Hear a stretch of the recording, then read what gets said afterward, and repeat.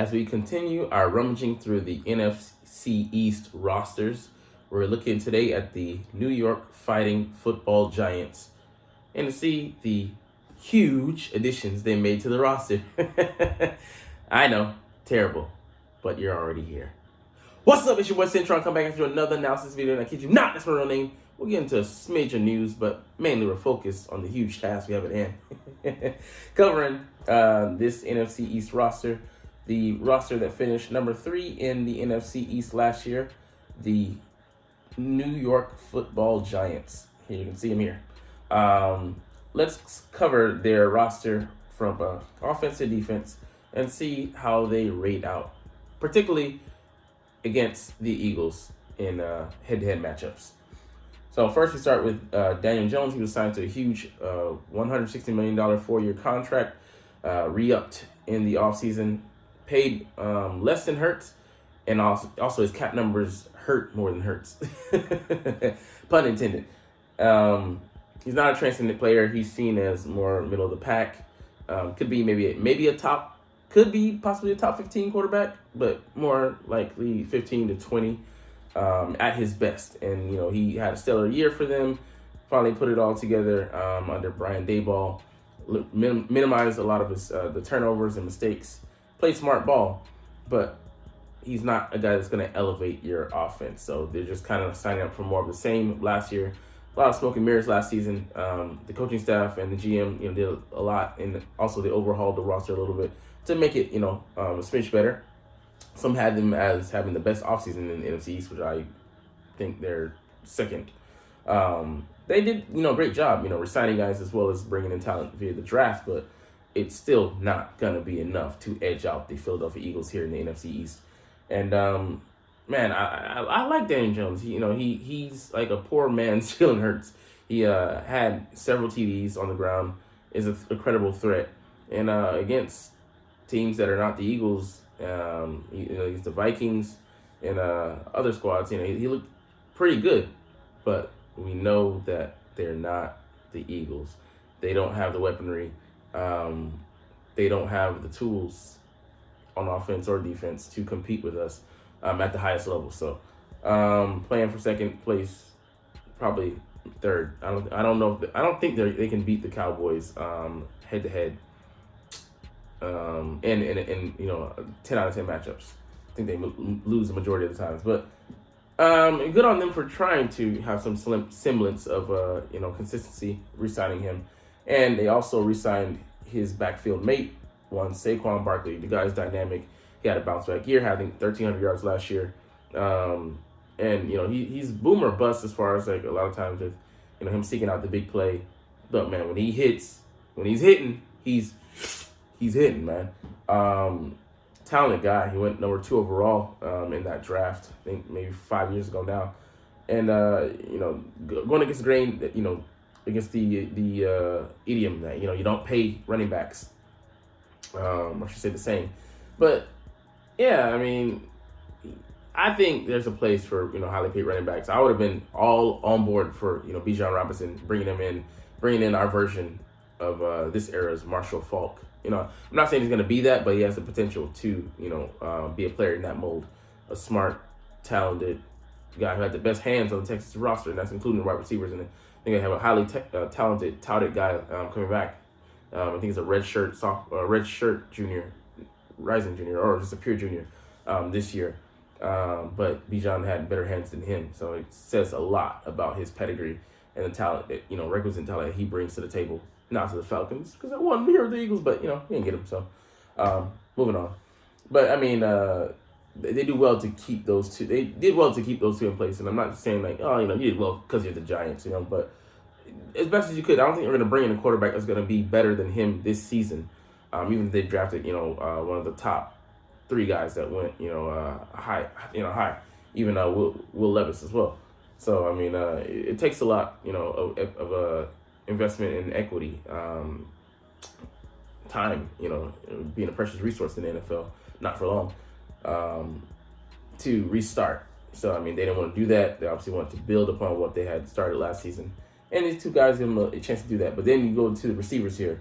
Darius Slayton, he's a A talented guy. I see him as a number 2, but he burst into the scene, in his rookie year, and it was a credible downfield threat. And they tried to make him more into possession receiver. He run the intermediate routes. He can do that, but it's just without a credible threat on the other side, he's not going to. Him being the key focus of the defense, they're going to be able to lock him down. So, and they don't have a lot of those guys. They have like a lot of slot guys. Isaiah Hodgins, a throwaway who's on the roster. Him, I think Virginia Tech, good as a 3 or potentially or I would say a 4, but he's miscast as a starting slot guy here. Wan'Dale Robinson, another slot guy. I mean, the guy and you being Justin Hyatt, or let's say Jalen Hyatt, Justin Hyatt, the receiver out of Tennessee, who's an explosive, but he can also be labeled as a slot guy.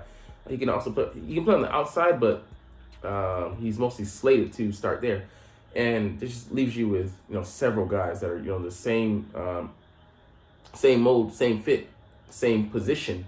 Sterling Shepard coming back from injury last year. Trade away Kadarius Toney to the Chiefs, who would have who can be he's also a slot guy, but can play on the outside some. But these guys don't really scare you. And they didn't bring in a groundbreaking name. And even if Hyatt develops into that down the road, he's not going to be that this year. He's going to have a learning curve to adjust to, and Brian Dable's offense. I think it's a little at the very least a little complex. So the best receiver might just be Darren Waller, and they had Bellinger, Belliami or whatever his name is, starting last year. He'll be a solid tight end number 2, so they could run 2 tight end sets. The line is better than last year. Andrew Thomas. I have Lewis on mine, but Ben Brenton. They drafted John Michael Schmitz in the 2nd round. Mark Lewinsky, decent guy. Evan Neal, if he can make the leap, this might be a pretty good line with the potential to be great. But we'll see how how those moving pieces work, and it just going off of potential as of now.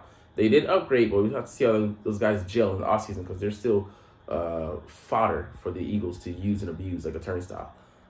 The defense kind of where they're better. Marketably better, but still not outstanding.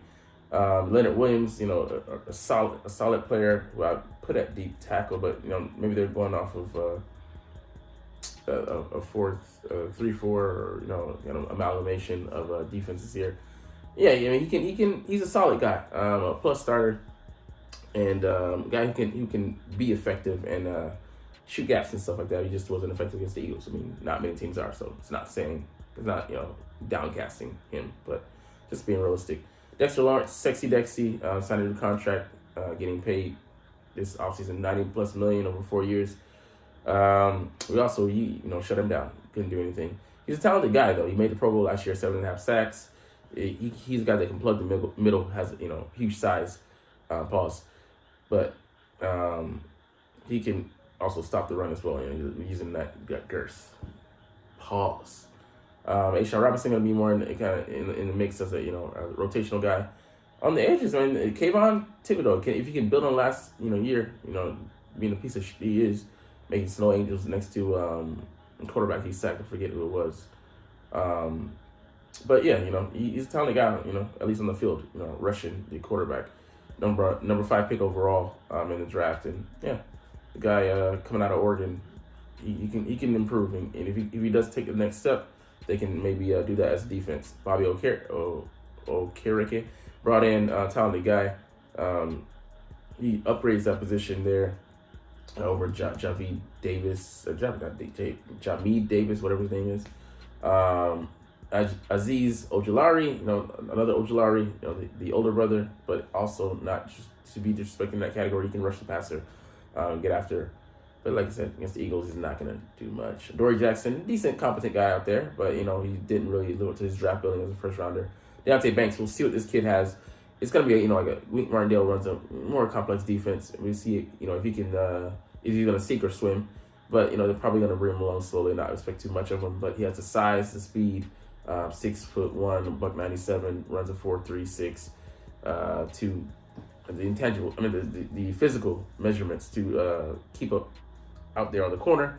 But we'll see how he gets it out there, maybe as he lives, because he's going to be tested with these receivers in the NFC East, from the CeeDee Lambs to the Devontae Smiths to the AJ Browns. Interested to see how this guy how he fares. But Cordell Floyd also ran. I don't even remember his name. He played for the Giants last year, but he ain't nobody. Xavier McKinney, decent guy, but kind of out of position. We'll see if he can heal up from that dumb arm injury that he had during the bye week. I think bye week, or just horsing around or whatever, on his own time. But decent run stopper, and kind of so in coverage. Big safety goal, though he can fill the box. And Bobby McCain, we did him in last year. So you look at this roster, like they could. Like I said, they could be number 2 team, or they could be number 3, or they could also crash and burn. Like, we'll see how can they build upon last year? Can they really come out? And they're not going to surprise anybody this year. And they had luck, I think, in close games last year as well. Like, not as much as the Vikings, but we'll see how they they fare. But excuse me, it's gonna a lot of things have to break even for them to have a successful year they had last year. They're not going to be singling about anybody, like I said. So, what is going to be can also the coaching keep up as far as like I said, they caught people by surprise last year. Not going to do the same this year, but can they continue to build on those concepts, or are they going to meet their match most weeks and get called out and not have an answer? All right, let's get into the notes here. So third round, they said they brought in Jalen Hyatt. I said Justin, Jalen. It's this duplicate of Darius Slayton. I forgot they had Paris Campbell. Now the slot guy. They might cut some of these guys, and I'd love to potentially bring in a Paris Campbell. Runs a 4.31, came out of Ohio State, decent size. Think about him in the slot, man, and potential upgrade over Quez. I won't say, he has the requisite talent that Quez does, but I would love to have Quez on the outside as a backup, and then have Paris Campbell on the inside as a starter, competing with Olamide, and have depth as well there. Man, that would be supreme. And Jameson Crowder also, I forgot he was there. Yeah, just all these guys are the same. So, if I'm the Eagles, I'm watching their roster like a hawk. Maybe they cut one of these receivers because they can't keep them all. I'm coming in for the swooping victory. Like Howie Roseman most likely will be. So, it'll be interesting. I know that someone's going to have a come up off of some of the receivers that they're not able to keep. All this other stuff are really covered. But it was Gerard Davis. Sorry, he was a failed, I think first rounder, maybe second rounder. But, I don't think they're going to be able to do too much with this roster. Like I said, they could be competing for the bottom spot with the Washington Commanders, who, depending on the quarterback they start and if it's somehow how well he plays, they could, be decent, or they could just be complete hot garbage, dumpster trash. So, whatever, we'll get to these guys soon. All right, let's get into some stuff around the league before we shut things down. Get out of my face. All right, Saints, Miller, running back out of TCU, is confident he can step in for Kamara. Maybe he's dealing with those legal issues, things that, he thought he would be able to escape, but you're running back, but that's things in the rearview mirror are pretty closer than they are. Those legal troubles finally caught up to you, stupid. Just got to be smart. Chris Harris, could the Eagles try to potentially pick him up? Year 13, most likely not. But if he has requisite talent, hey, kick those tires, man, because I would love to have a backup for Avonte Maddox in the case that he's not available, because the guy's seemingly made of glass. Lions center Ragnu to play through an inoperable toe injury. Just bad news. Hey, how will they handle this? There's a young Lions team. Dan Campbell's a great coach, but man, he has a lot of guys like when they hit hard the speed bumps and encounter hard times and face adversity. How are they going to fare? How are they going to react?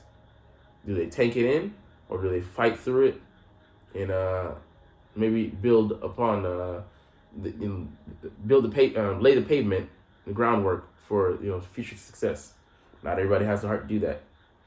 Green Bay coach on running back Dylan, he'll respond, be more productive. So I mean, it wasn't consistent last year, but a lot of things, injury issues and other chemistry issues brought down the Green Bay Packers. They no longer have all-world quarterback Aaron Rodgers, who's 38 years old. He's now playing for the New York Jets. So yeah, the Jordan Love era has begun, and they need consistency. So that two-headed monster running game could be really good. But A.J. Dillon, we'll see what he brings to the table. Hopefully consistency along with availability, the best ability. Quay Walker, Packers plan for him to avoid ejections, keep him busy. It's sad when your team has to go out of their way to pacify and babysit you. Basically, you're a millionaire that has to be watched like a hawk because you're immature. And yeah, I get it. He's a young guy, one of those talented Georgia guys, but unfortunately, he's not like Jalen Carter. Doesn't have his herd just pack around him. Maybe wish he could be on the Eagles, but maybe not for a couple of years. But you gotta wait. All right, that's all we're gonna get into today. We'll probably look at offenses. I don't know if it's this article or the 10 best. This article or another article. Anyways, I'm sorry, no, confabulate. Yeah, it's a new word, whatever. But anyways, it's all good because you're not even watching though. But as I always say, because I do love these boys, DeMar Hamlin. As always, fly Eagles fly, and let's motherfucking go! Like, comment, share, and subscribe if you like. Thanks for watching. Check me out at Cintron, Cintron Anime, Cintron Life, or Cintron Laughs, or other social media.